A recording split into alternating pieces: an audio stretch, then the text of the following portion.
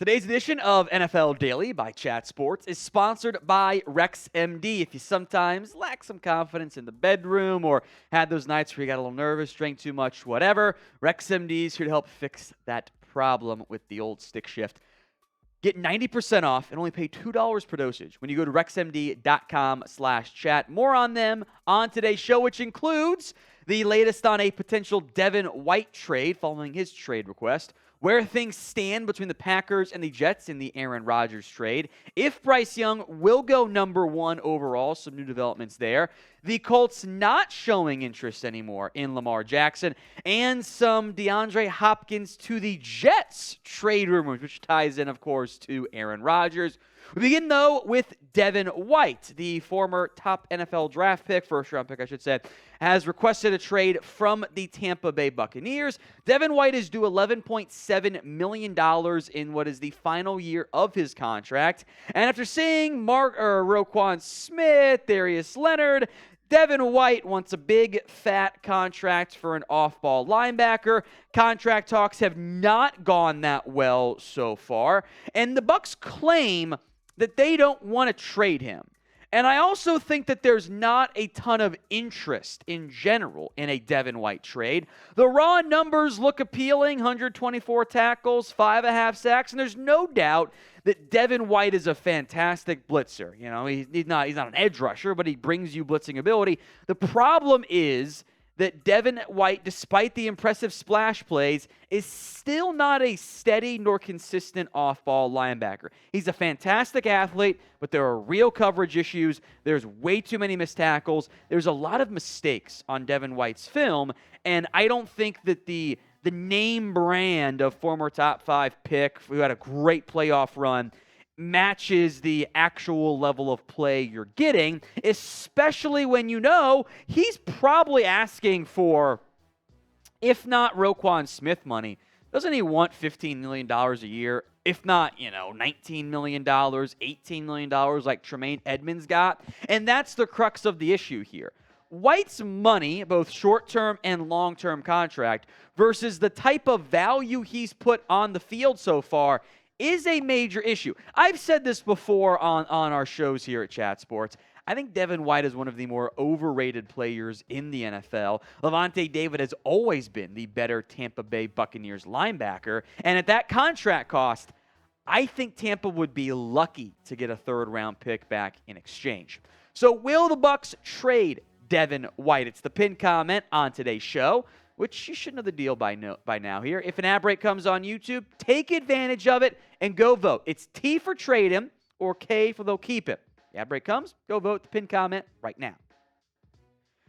I'm so over the Aaron Rodgers saga, but here we go because we're doing it again. We got a couple. I think we're in the days. We can count the days now left until the NFL draft, and the report from ESPN is the Jets and Packers have not been talking for weeks now about a Rodgers trade. The sides are dug in, and there's not much that's changed here. David Bakhtiari, also speaking kind of not as a Packers player, but as more of a former Packers player. We're talking about they and them as opposed to us and we.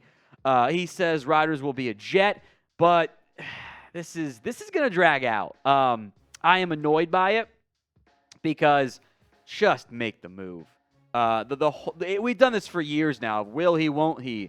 And it's the same, new update. Well, there actually is an update. It kind of just annoys me a little bit here. I'm not saying that's Rodgers' fault, but it's the circle of how things go. Now, the initial reported trade parameters had been a second-round pick, a conditional second, maybe Corey Davis to the Packers, Aaron Rodgers to the Jets, that they get a conditional draft pick back. The late-breaking update from Yahoo Sports' Charles Robinson is that the Packers want a first. And allegedly, when Woody Johnson heard the Aaron Rodgers concerns over retiring, he's like, I don't want to move a first-round pick anymore. And now they're kind of stuck at that point because, you're in a weird situation where what are the Jets going to do? If the Jets don't get Aaron Rodgers, is it Ryan Tannehill? Is it that's not good.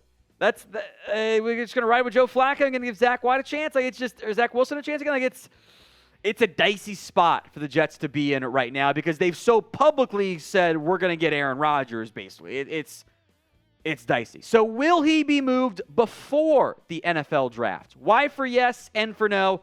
Go ahead and vote for me in the comments section. And while you're down there, check out RexMD. If you had those nights where you had maybe a bit too much to drink or maybe you're a little bit nervous, there's nothing worse than not being able to put the stick shift in drive when you need it the most. But you can have no fear because RexMD is here spreading cheer even if you had a few too many beers. They are FDA approved and the most trusted leader in men's telehealth.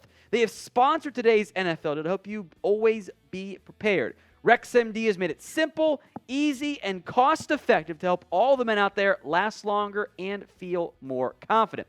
RexMD makes getting generic and branded Viagra or Cialis easy. Everything's online. Even the prescription, they deliver it discreetly to your door. There's no waiting rooms, no embarrassment to the doctor, no insurance, no copays. So take advantage of the best deal they've ever offered. Save up to 90% off and only pay $2 per dosage with our exclusive link. Go to rexmd.com/chat for the limited time deal. Starter packs of generic Viagra or Cialis are available to get started. That's rexmd.com/chat. Up to 90% off. Links in the comments section and the description of today's show. Let's talk draft now. Then we'll get back to some more trade buzz.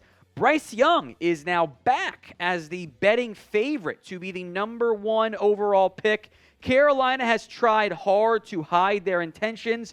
There's the conspiracy theory. Maybe it's not even full-on conspiracy of like the Panthers are leaking all this Bryce Young interest because they know the Texans really want Bryce Young, but Carolina actually wants C.J. Stroud, so they're trying to bait the Texans moving up one spot to get some assets back, and then the Panthers trade down to 2, get the guy they want, and that's very complicated, convoluted, and I'm not really sure that's the likely outcome there. The initial reports were like, C.J. Stroud is who they're probably going to take, but all the buzz lately is on Bryce Young.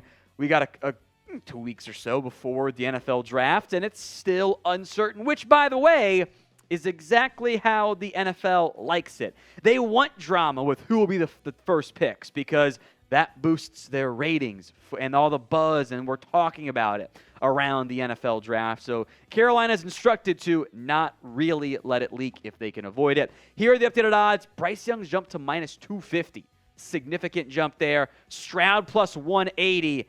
Anthony Richardson plus 2,000. Will Levis way down there at plus 5,000. So if you were the Carolina Panthers, who would you take with the number 1 overall pick? How do you think it ends up being? Who would it be? Go ahead and vote for me in the comments section. The numbers this past year favor C.J. Stroud. I think it's also, and we will have the full scouting report stuff during draft times, but the short nitty-gritty is that Alabama supporting cast was not what it normally is. It was not that good this year. OSU, I think there's a real chance that C.J. Stroud past years has been thrown to 5 first-round picks at wide receiver, which is absurd. Both these guys, though, are quality draft prospects. There are concerns with all of them, and that's why I think Stroud and Bryce Young are very valid options. We will be live for the NFL draft this year, so make sure you are subscribed. All 7 rounds, unlike those losers at ESPN, we will not be cutting away on day 3 for 30 minutes to do an interview with a coach that you don't care about. Instead, we'll actually discuss every single pick because that's what you guys want. That's what I grew up hating the ESPN draft coverage on day 3 because I'm like, I want to know who my team just picked. Who is this 4th round guy they just drafted? And they are instead interviewing a head coach about their first-round pick. We know about the first round. We're going to give you the actual day 3 coverage you crave. Make sure you're subscribed, youtube.com/chatsportstv.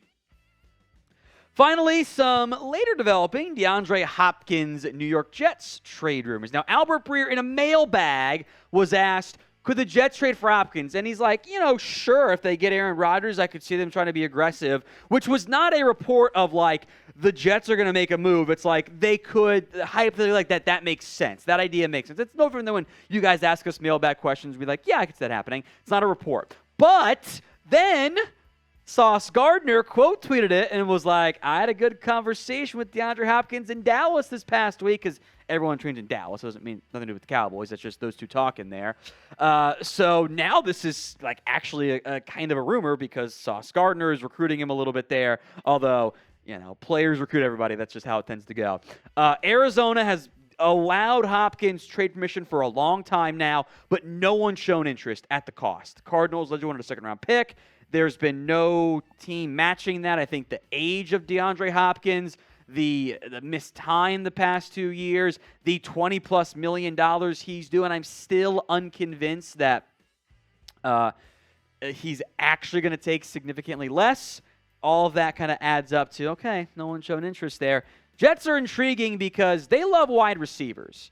They have Garrett Wilson, Allen Lazard, Corey Davis for now. They could always cut or trade him. Mecole Hardman, former second-rounder Denzel Mims. They were heavily involved in the Odell Beckham saga.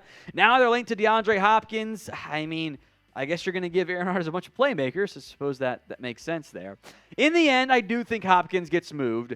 I don't think for what Arizona thought they would get or what I thought they would get initially. Who will trade for him? Get those predictions in for us in the comment section. Who ends up landing Nuke Hopkins this offseason? Finally, we'll tie it in trade/draft stuff here.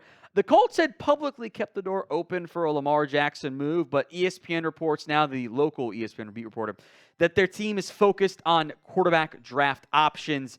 And the pitch was, they would do it before the draft. And that does make sense. In an ideal world, though, the Colts, if they get picked over at quarterback, could then go, we won't take a quarterback at 4. We will just trade for Lamar after the draft. The problem that you run into there is, what if the Ravens match the offer?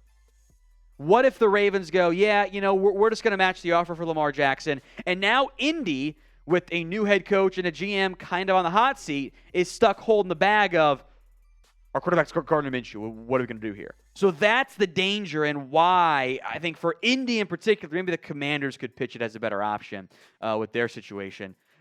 Isn't a likely go trade for Lamar after the draft standpoint. We've had a lot of conversation on Lamar's free agency. It's still pretty weird to me. Indy's in a weird spot, though, because the Cardinals desperately want to trade down. They don't want to pick at 3. They want to move down, and if, let's say, in whatever order it is, it's Bryce Young, C.J. Stroud, 1 and 2. If a team jumps up at 3 with Arizona to take a quarterback, what if Indy doesn't love the 4th option? Now what are they going to do? That's kind of the tightrope, high wire act the Colts are walking right now, which is going to be a little bit dicey. So because of the uncertainty in those top 3 picks, Colts are in a unique spot. I'm sure we'll have more buzz on that throughout the NFL pre-draft process. If you want more draft coverage, hit me up on Twitter at WhatGoingDowning.